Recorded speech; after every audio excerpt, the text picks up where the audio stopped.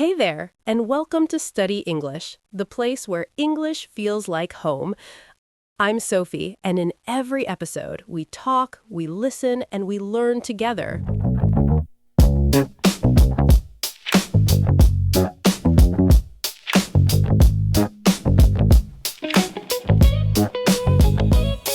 Hello, everyone, and welcome back to Study English, the podcast where real conversations help you learn real English.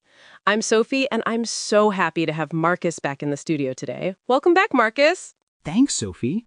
I had such a good time last episode. Talking about food made me hungry for the whole week. Ha! Same.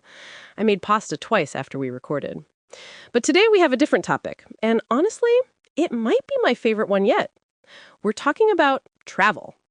Where we've been, where we want to go, what we love about exploring new places. And along the way, you're going to pick up loads of useful vocabulary for talking about holidays and travel in English. Stay with us. Don't forget to subscribe, friends. Okay, so let me start. I love traveling. Absolutely love it. Even the planning part, looking at maps, reading about places, imagining what it will be like, I find it really exciting. Same. The anticipation is half the fun, right? Exactly. So, my travel background, I grew up in England, and we didn't travel abroad much when I was a child. We mostly did staycations, holidays within the country.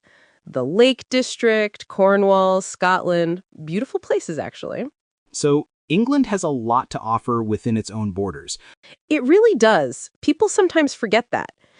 But then, when I was about 19, I went on my first solo trip, just me in a backpack, to Portugal. And it completely changed the way I saw the world.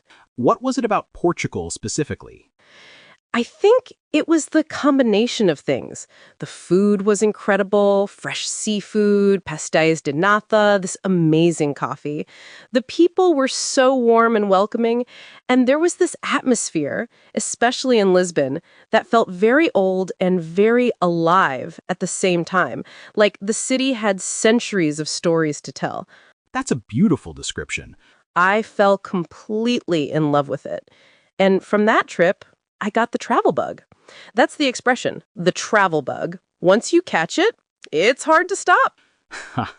I know that feeling very well. So since then, I've been to quite a few places: France, Italy, Morocco, Japan, Thailand. Each one has been completely different. But Portugal still has a special place in my heart.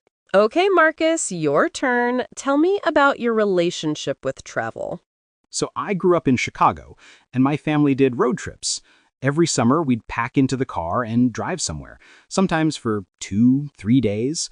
We went all over the American South, the East Coast, even up to Canada once. That sounds like a proper adventure.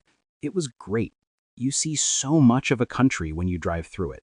Little towns, landscapes changing, stopping at random diners for breakfast.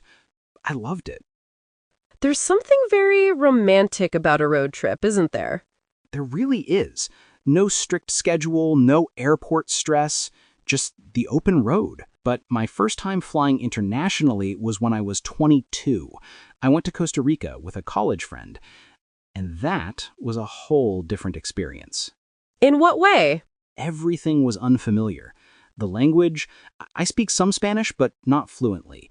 The currency, the food, the sounds at night in the jungle. I remember lying in a hammock on our first night, hearing all these animals and thinking, I am very far from Chicago right now. That feeling of being somewhere completely new. Yes, and I loved it. That sense of being slightly out of your comfort zone, it makes you pay attention to everything. You notice more when things aren't automatic. That's such a good point. When everything is familiar, you kind of switch off. But when you're somewhere new, your brain is fully switched on. Exactly. Costa Rica was the trip that made me think, I want to do this properly, see as much of the world as I can. So let's talk about favorite places. Where's the one destination that you always recommend to people?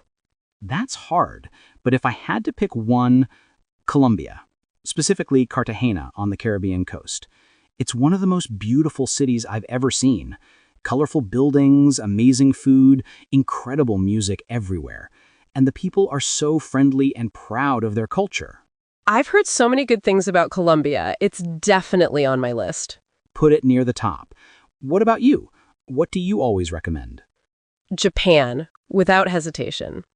It was the most different travel experience I've ever had, in the best possible way. The organization, the politeness, the food, the mix of ultra-modern cities and ancient temples. I went to Tokyo, Kyoto, and a small town in the mountains called Hakone. Each place felt completely different. Japan is on my list too. I've heard the food alone is worth the trip. The food is extraordinary. I had ramen in a tiny restaurant in Tokyo that I still dream about. Now, are you more of a beach person or a city person when you travel? City person, I think. I love exploring neighborhoods, finding local markets, going to museums. I can sit on a beach for about 2 days and then I get restless. I need to be doing things. I'm the opposite. I can happily do nothing on a beach for a week. But I also love city trips. I think it depends on what I need at the time. If I'm stressed and tired, beach. If I'm feeling curious and energetic, city. That's a very self-aware approach to travel. Years of experience.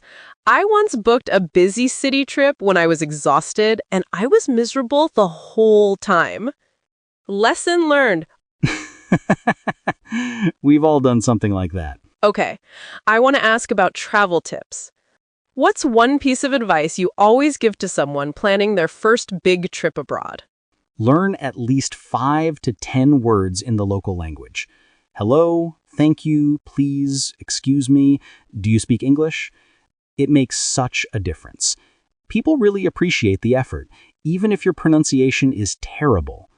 That is such good advice. I always try to do that.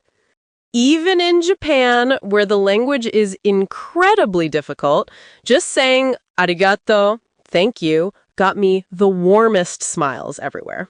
It's a sign of respect, I think. You're saying, I know this is your country and your language, and I'm making an effort. Completely agree.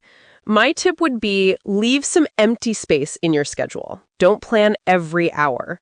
Some of the best travel moments happen when you're just wandering without a destination.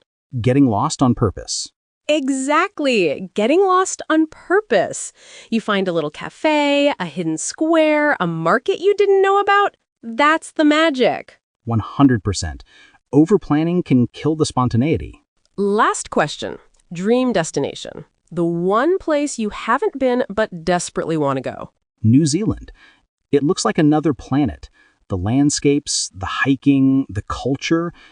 I want to do a proper road trip there. Drive the whole country over a few weeks. Oh, that sounds incredible. Mine is Morocco, specifically the Sahara Desert. I want to sleep under the stars in the middle of the desert. It's been on my list for years. That sounds magical. You should do it. I know. I keep saying next year. Maybe this time I'll actually book it. Book it tonight. Maybe I will. Okay, so to wrap up, today Marcus and I talked about our travel histories, our favorite places, and what we love about exploring the world. A few things that stood out. Get the travel bug while you can. Learn a few words of the local language wherever you go. And always leave space in your plans for the unexpected. And if someone recommends Colombia to you, listen to them. Listen to Marcus. He knows. Thank you so much for coming back, Marcus. This was such a fun conversation. Always a pleasure, Sophie. And thank you to everyone listening. If you enjoyed this episode, please follow Study English wherever you get your podcasts. New episodes every week, new conversations, new vocabulary, new ideas. Until then, keep listening, keep exploring, and I'll see you in the next one. Bye! Bye, everyone. Go book that trip.